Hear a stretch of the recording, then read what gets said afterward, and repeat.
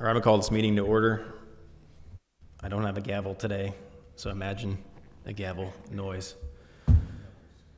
Thanks everyone for joining us for the March 23rd City Council meeting, special session. I'm going to call to order and I'm going to announce a quorum is present. You can move into citizen comments. Any person who desires to address City Council regarding an item on the agenda will be heard at this time in compliance with the Texas Open Meetings Act. Unless the subject matter of the comment is on the agenda, the city staff and city council members are not allowed to discuss the subject. Each person is limited to 5 minutes for comments to the council. I have no comment cards, so we will move on to our special session items. Item 1, discuss and take appropriate action regarding an update on staff activities and city status regarding COVID-19. Austin Police City Manager. Mayor and councilors, thank you. I just want to take a few moments to discuss what the city staff has been doing since the last update last week. Since Wednesday, March 18th, the city hall has been closed to the public. Most staff have been telecommuting, including city hall staff and admin staff in other locations. We continue to provide all services to the residents. All staff is available via phone and email at the regular office numbers, which staff can answer from home on their laptops or mobile phones. Given the news from last night about a stay-at-home order in Dallas County, we've taken steps to prepare for that should such an order be issued here in Harris County as well. Our Public Works Department continues to run as normal. Our water and wastewater operations are all operating smoothly. Would like to take a moment to remind people not to flush the wipes down the toilets, the so-called flushable wipes.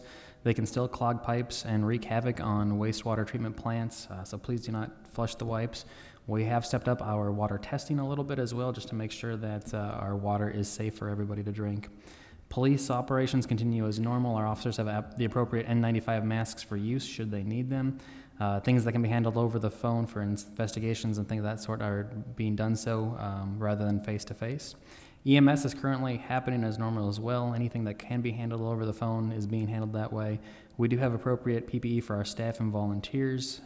We do have more on order as well. We're closely monitoring all of our first responders, police, fire, and dispatch to ensure that they are healthy and that nobody's coming to work sick. If anybody's showing up with any symptoms at all, we're sending them home. We've also started a webpage on our website for local businesses that may be impacted due to the situation. As we look for ways to help our local businesses, we're providing resources for them to utilize information to the SBA, and we are also looking at the possibility of providing loans to local businesses.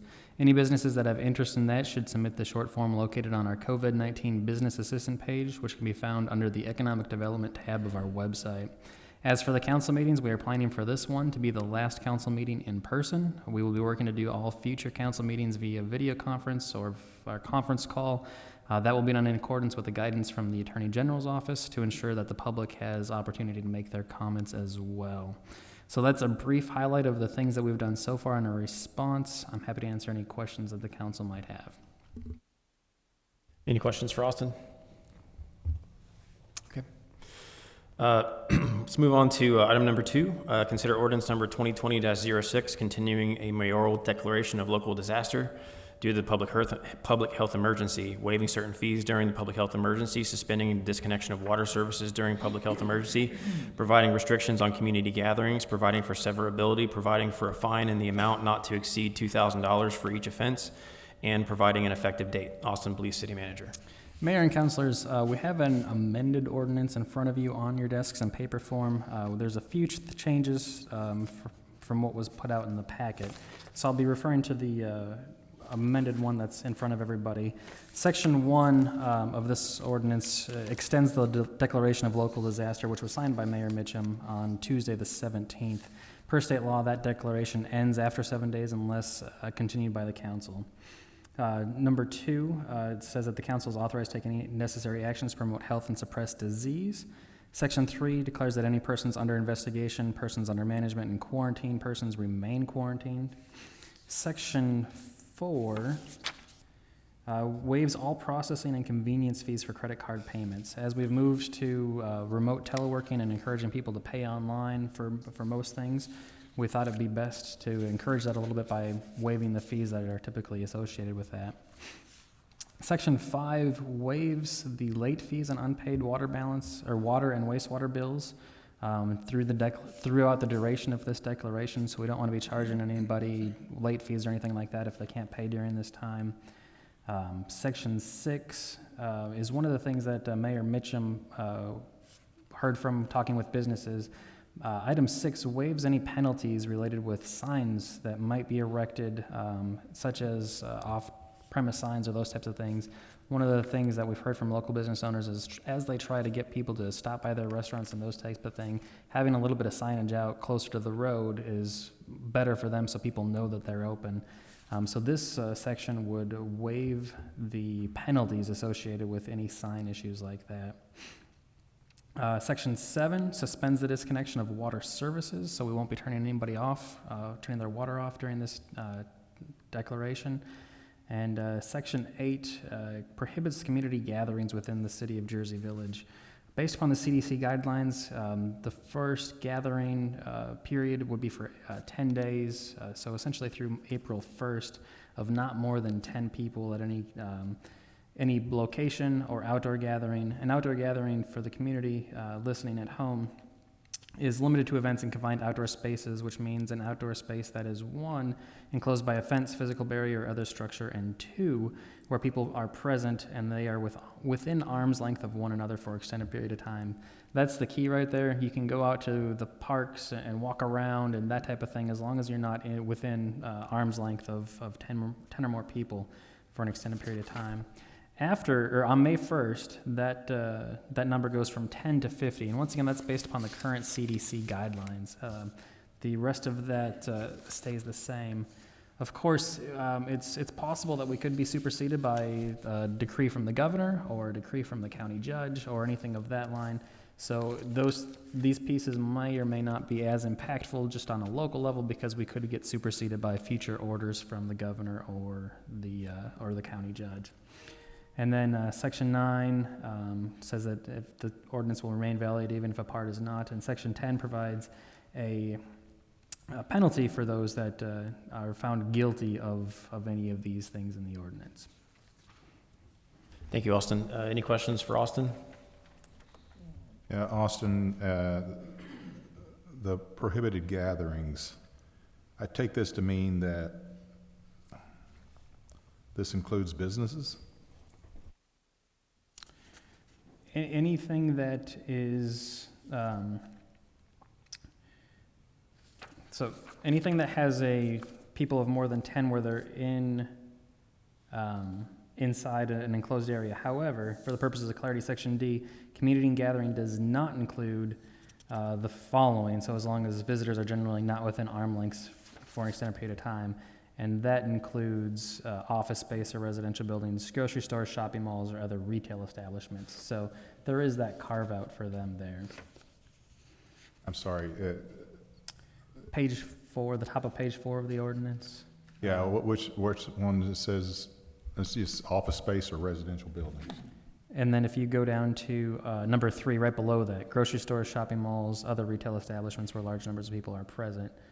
But it is More specifically, I'm going to get to the point that we have a daycare in Jersey Village. It's not an office building.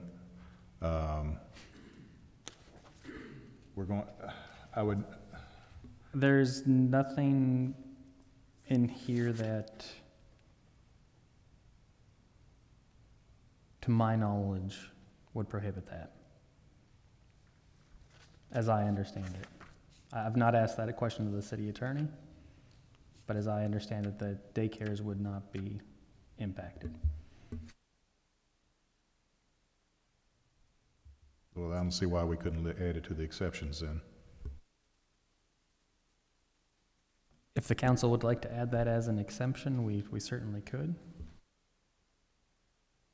We can add daycare centers. Yeah, I would propose that we do. I think the state would mandate something if they felt necessary. Now, typically in the daycare, I don't know what, most of the classroom, my understanding is daycares are operating with less than 10 kids in a room, but they're still allowed to operate. Are you proposing that no more than 10 in the building, or what, how would that fall here? I don't think the state's going to touch it.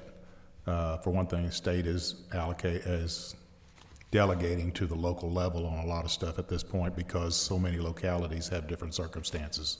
Yeah, but the state's, I think that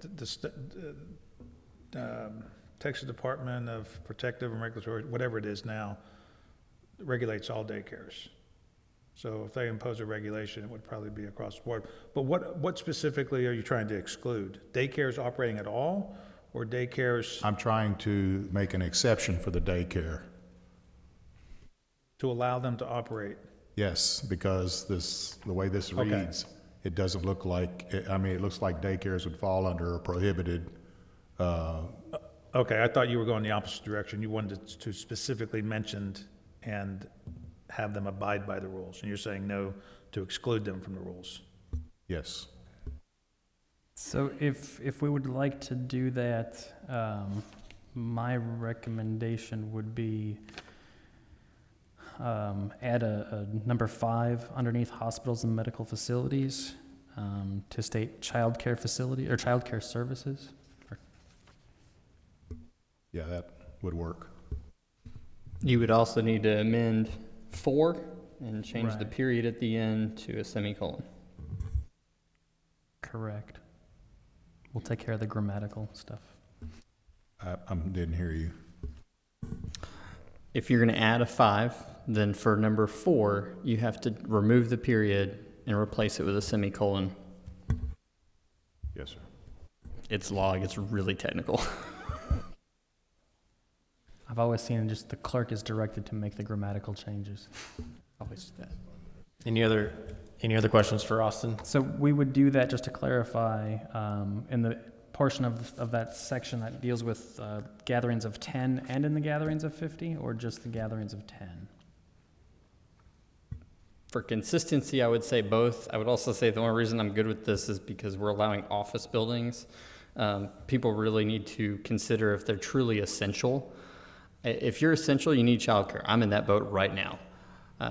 But people need to stop going to work unless they're truly essential. And business owners need to consider what they're imposing on their people. Yeah, I was going to get into more detail, but any other questions for Austin, at least on this? Not so much a question, but I was just going to mention, I did have somebody raise a question with me whether or not the city may be going too far with this.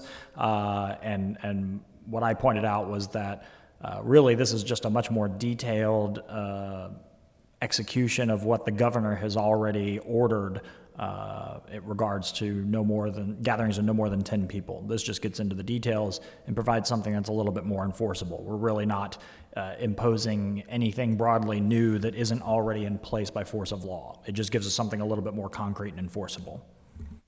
I agree. And, go ahead, James.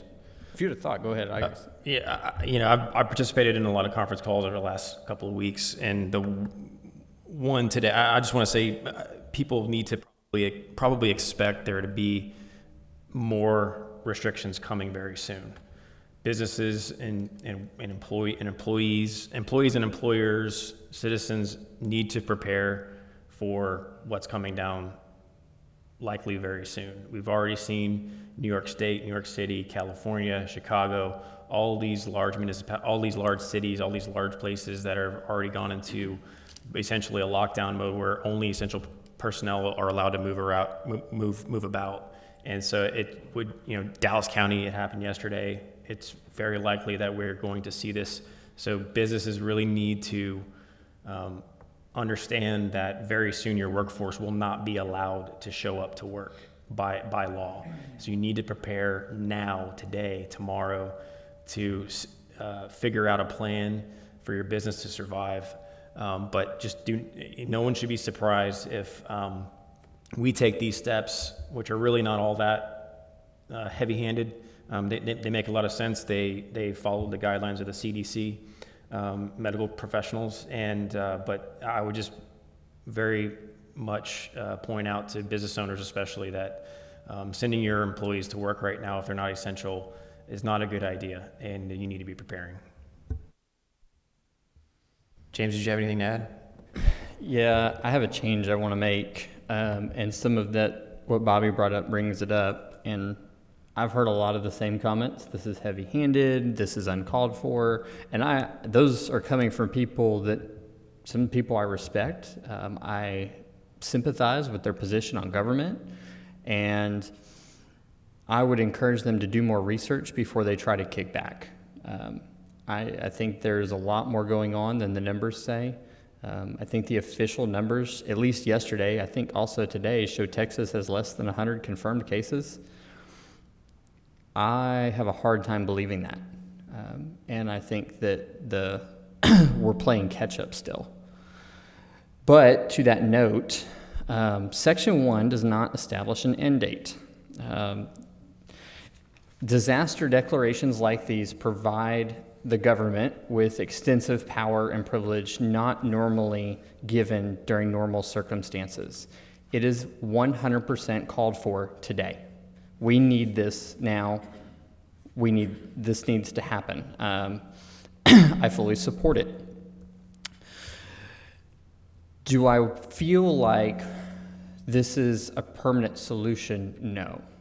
I think there are a lot of projections that show that this public health emergency can last more than 6 months to the end of this year. If there is not a vaccine or a cure, you are looking at real possibilities of this being a long-term event. It is too early in the game for us to know that.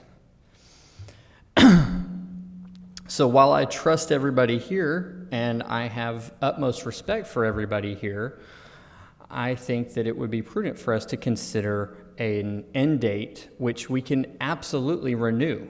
It's not like a hurricane where you have 5 days of ramp up, an event, and everything is downhill from there. We're looking at ramp up for possibly the next 2 months. We don't know. It could be over just a few weeks. Maybe all this social distancing and everything solves the problem. I am holding out judgment. So I would like to see us amend Section 1 to, instead of ending until such time the federal, state of Texas, Harris County, or applicable authority indicates the threat of COVID-19 is not a public health emergency, because that is just far too vague, I would like us to end it at the June regular meeting or the day after the June regular meeting and put it back on the agenda for June, where we can easily renew this disaster declaration. There's nothing that says we can't amend the date and push it another 2-3 months. We will know more in June. Anybody have any thoughts on that? I like where you're going with that, and I appreciate that's something that I did not notice until you brought it up. I don't think things are going to be better in April, but June seems like a far too long. Would May, which is 2 months from now, the May regular session, would that be? I have no problem with May. We'll know more in May. That's good too. I just want to see an end date, and I just picked a day. So our May meeting is scheduled for May 11th, so I would recommend the day after, May 12th. Is everyone okay with that? May 12th? So then let's look at rewording this. My suggestion, unless Austin, you have. Yes, Counselor, if you don't sounds mind. like you already got it. Yes, sir.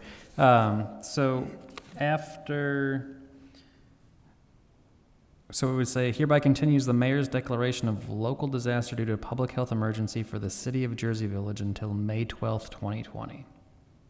Striking the rest of Striking the rest of it, replacing it with May 12th. until May 12th, 2020. yes. That is what I would propose. Okay.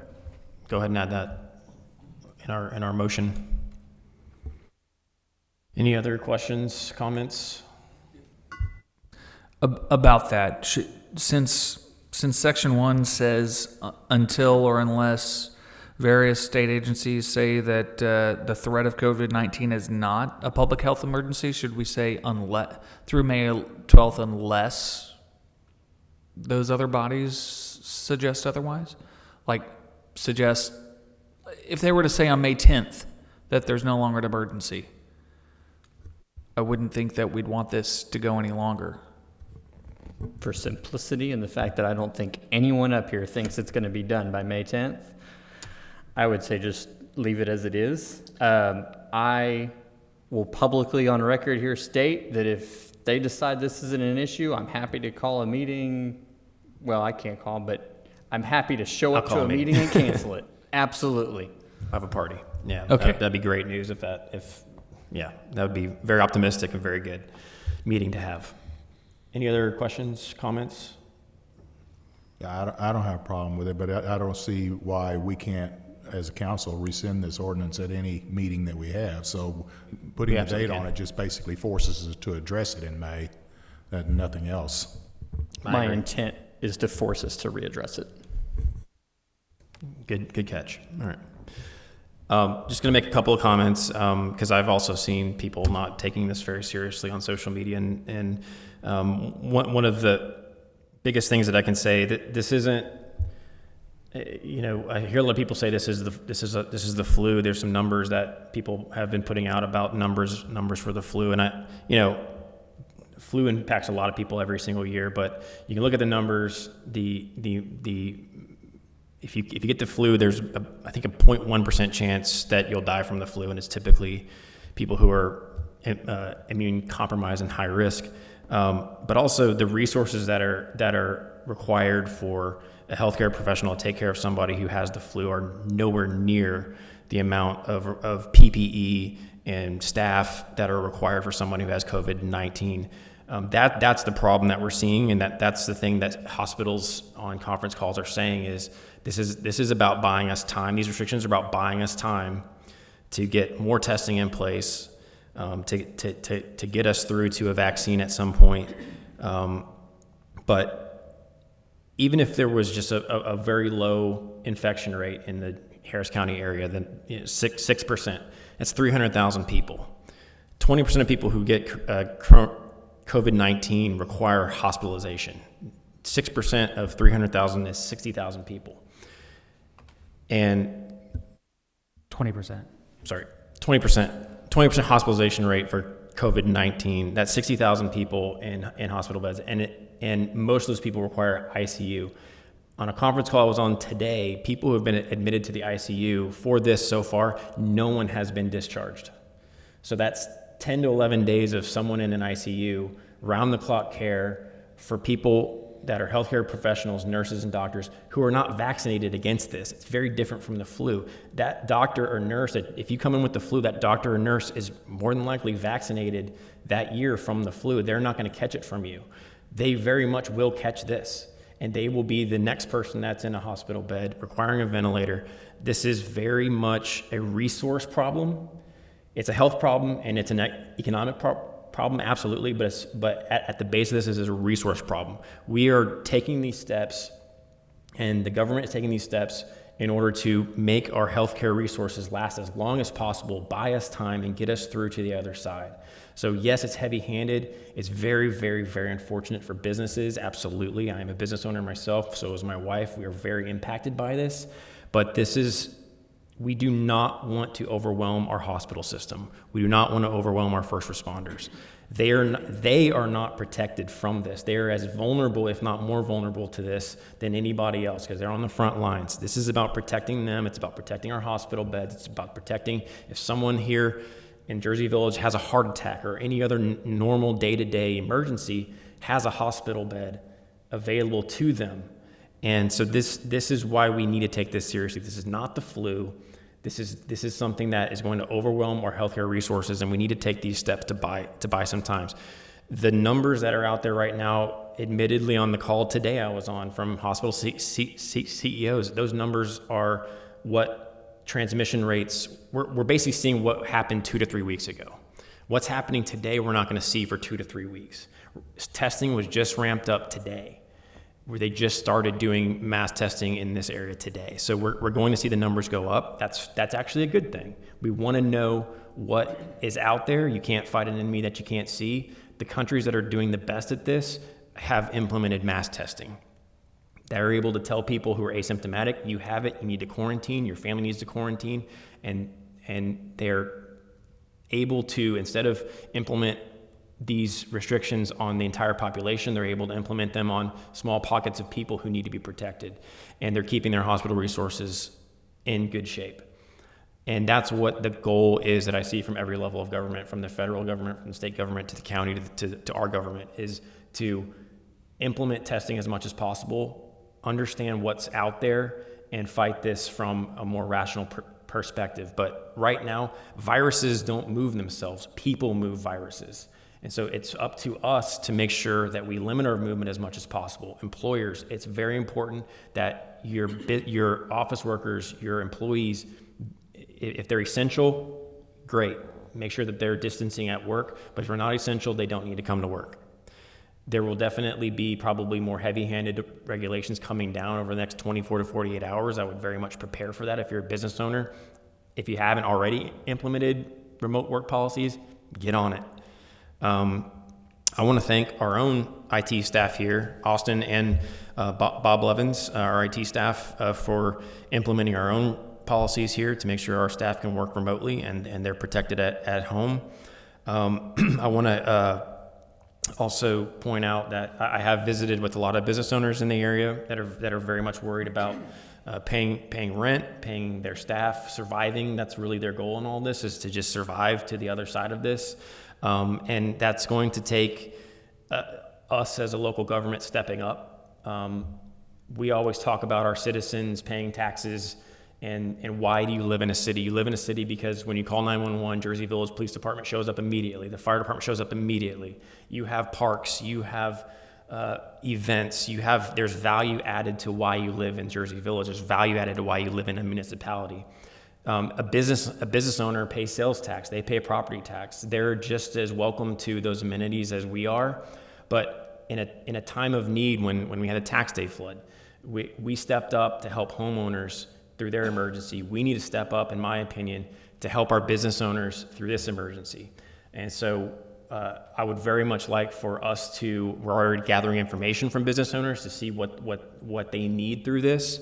I've spoken to a lot of the developers in the area who would very much love to suspend lease payments and rent payments to their tenants, but due to what's going on at upper levels of government, what's going on with the banks, they're not able to suspend their own payments for loans and these types of things. So they would very much love to help their tenants survive through all of this, but they're not in a position at this moment until more regulation, till more relief comes through to help out their tenants. So I feel like we should help our local businesses, our small businesses especially, get through this by looking at zero interest loans to help them through. It's not a grant. It's not a handout. I think it's something that the economic impact of this is going to hurt locally big time. If we make it through this, when we make it through this, and we will, it'll be a lot easier if those businesses never went out of business than it will be to try to attract new businesses back into our city. We have made a lot of progress over the last few years because of our policies that we've implemented. It would be an absolute shame to see all of that wasted and all that go away. All these people who took a chance of opening a business, they chose Jersey Village to open their business. We need to show them why it pays to do business in Jersey Village. It'll help us in the future disasters, to our business community to know that Jersey Village is there for them when they're there for us. They chose to do business in Jersey Village. I think that we should help them out. So I'm looking forward to, if you're a business owner out there, if you're watching this, go to our website, give us some more information on what your costs are, what you're losing out with this going on, so that we can put together a really smart plan to help out, get you through this. There's a lot of businesses. I think the restaurants are doing okay. They're definitely not seeing the type of revenue that you normally would see. Of course, that's a given. But there are some businesses out there that rely just on foot traffic: the bike shop, the barber shop, the cell phone repair stores, all those little businesses that do contribute to our city in sales tax and property tax. They're hurt by this, and if more regulation comes down where basically everyone's locked down, they're going to see no business. So I would just very much hope that we're all looking to help these folks out, these people who want to participate in the American dream and took a risk in opening a business and through no fault of their own are being impacted by this. I think that's a great job. I think that getting the website up really quickly for when I asked you, that was really, really great. So if you're a business owner, please go to the website. and fill out those forms so we can know what we need to do to step in and help. Definitely look out for the next few days. As I mentioned, there's probably going to be more regulations coming down from either the state or the county coming up. We're probably going to be looking at closing play places at the park was mentioned. This virus lives on plastic surfaces for 48 hours in some cases. And I have heard from some citizens who are going to the park with their kids that other kids are not participating in social distancing very well. Trying to explain to a 5 or 6 year old what social distancing means is very difficult. So I totally understand. I think we should keep the parks open. I think people need to have a place to escape and be sane. But I would maybe like to see from maybe our park staff some signs that are put up to remind parents, to remind their children, remind themselves that they need to stay away from other families while they're at the parks. We may need to close down some of the play places because that virus does live on swings, on handrails, on slides, and those sorts of things for a very long time. So just be prepared.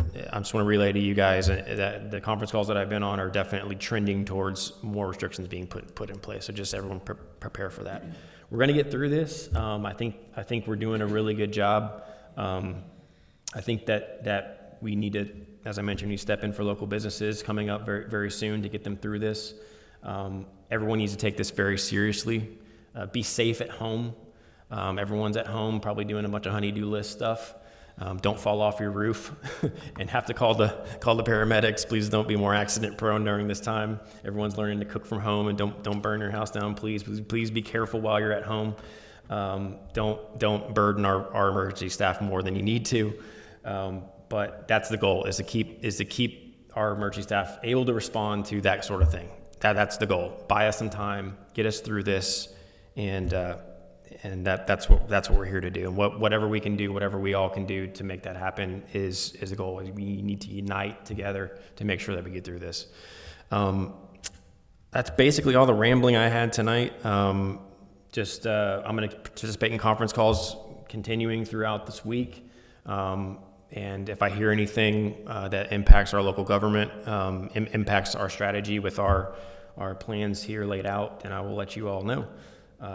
Any other questions or comments on the emergency proclamation, on the ordinance? Can I just, Yes. I've heard these comments about some of the council members getting people saying we're going too far and stuff like this, but just a couple observations. We're talking about maybe a year before we get a vaccine. The only defense you have against a virus that stays as infectious as this one is, we still don't know what warm weather might do with it, but the only defense you have is social distancing until you get a vaccine. So you can expect social distancing to stay in effect until a vaccine comes around. And if anybody that really wants to do the numbers, you think about it, if one person in 2 days' time can infect 10 people, carry that out, those 10 people infect 10 more people in 2 more days, you're at 100. Those 100 infect 10 more people apiece, you're at 1,000. 10,000, 100,000, 1,000,000 in 14 days. That's how fast a virus can move. And I don't think most people realize that because they just don't think in that big of numbers. But before you get past 100,000, you've already overwhelmed your healthcare facilities, and a lot of that staff is fatigued already. This is observations I wanted to point out. No, I totally agree. And look, I think what you're mentioning is people are used to seeing viruses that have a vaccine. They're used to seeing viruses, talk about the flu. That seems to be what everyone compares this to. The flu has a vaccine. You can get a vaccine every year. Is it perfect? No. But is it going to overwhelm our healthcare system? Absolutely not. There have definitely been bad years of the flu. But, this is something that our healthcare providers are not vaccinated against. There's no one to protect. There's nothing to protect James, his wife, you from when you go on a call with someone that has it. You don't have protection. You probably have had your flu vaccine this year, right? You've had your flu vaccine this year, right? Oh yeah, I had the flu vaccine, but I mean, we're sitting on 37 N95 masks, and the only reason we have that many is because one of our members had access to 20 and donated them to us. Right. And We can't get them. And so exactly, people are used to hearing of viruses and things like that, but there's a vaccine, and we will get a vaccine from this. And when that happens, that'll be a great day. And for future COVID-19 outbreaks or coronavirus outbreaks, there will be a vaccine against it. But right now there's not, and that's the goal. The goal is to, it bothers me when people compare it to something that we have a vaccine for. We don't have a vaccine for this. We don't have barely any treatment for it. As I mentioned earlier, everyone who's gone to the ICU so far from this virus, and a lot of people have, no one's been discharged. When you go, this virus has a 20% hospitalization rate. The flu has nowhere near that type of hospitalization rate. And this is very serious, extremely serious, and it's going to overwhelm our healthcare system if we do not take these things seriously. And as leadership, we're going to implement it. We are going to, if we look like we overreacted, then we did our job. Because if we overreacted and this curve stays low, then we did our job. Because we don't want to. There's no going back. If we don't do these things, and this virus peaks and overwhelms our healthcare system, there's no, well, I wish we would have done this. This is the time to do it. This is the time to do it, is to get it done now. So I would very much appreciate it if people would take this very seriously, because there are people in my household, probably people in your household, who are high risk, who getting this virus would pretty much be a death sentence for them. And we need to take it very seriously. James? We have a fabulous organization here, Jersey Village Senior Outreach. The reason we have a senior outreach group is we have the demographics of numerous elderly individuals in Jersey Village. There's a lot of comments to be made on all that. The thought, when it gets warmer, it's sunlight that kills viruses. It's not just the heat, it's sunlight. And parks, man, if we're thinking about the possibility, I think we need to get ahead of the curve. Play places and stuff are hard to clean correctly. They're hard to disinfect. And that's not something that we have to make a decision on that has to be in this. That's a city operational thing, but I fully support closing play places. Let people get out and walk, ride your bike, play your ball with your family.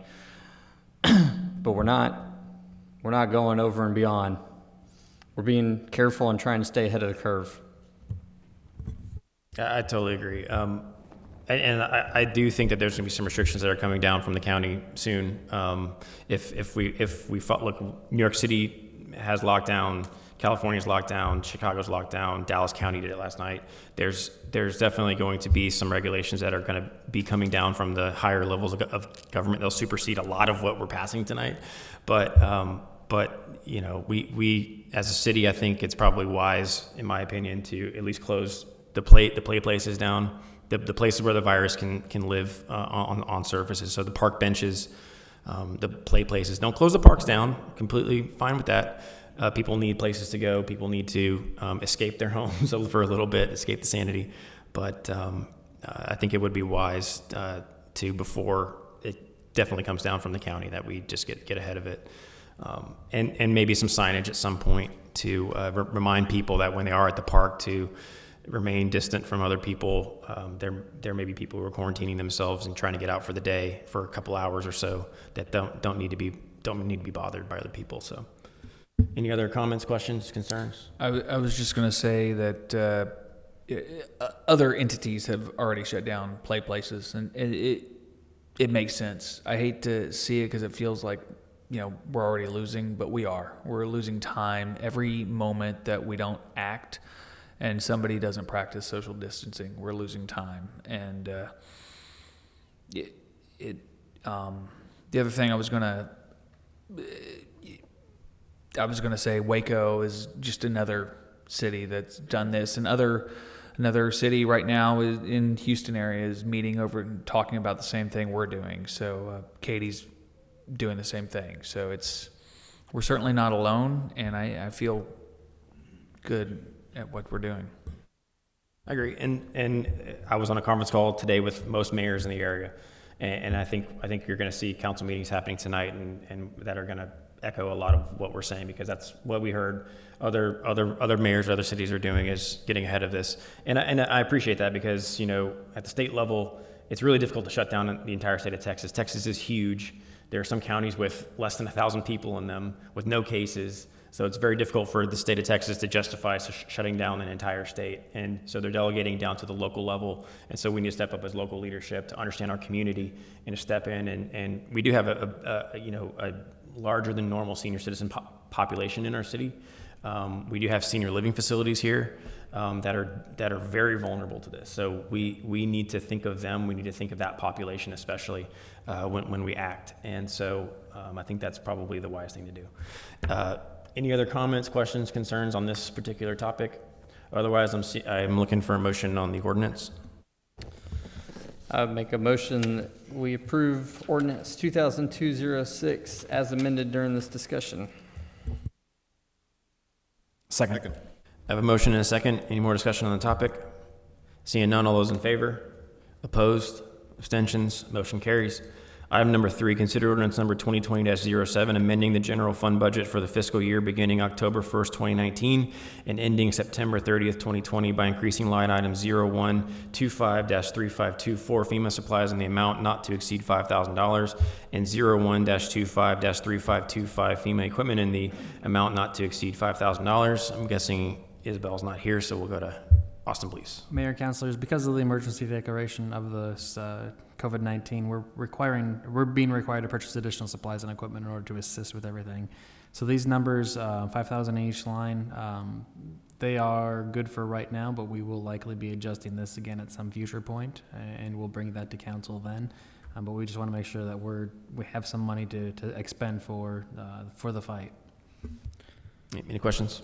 Yeah, Austin, the $10,000 is not a whole lot of money in city budget.